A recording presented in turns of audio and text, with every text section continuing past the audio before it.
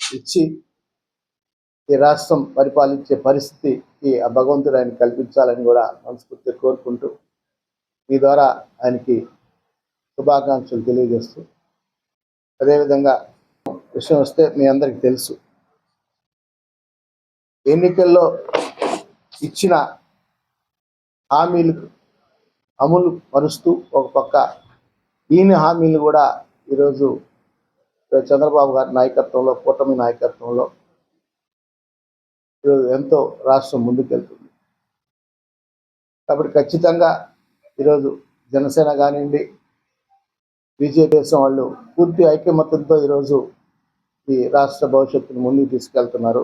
ప్రజలందరూ ఈ కూటమి ప్రభుత్వాన్ని ఆశీర్వదించి, అదేవిధంగా మన యువ నాయకుడికి మంచి భవిష్యత్తు ప్రజలందరూ ఇవ్వాలని మనస్ఫూర్తి కోరుకుంటూ మీ ద్వారా శుభాకాంక్షలు మరోసారి తెలియజేస్తున్నాను.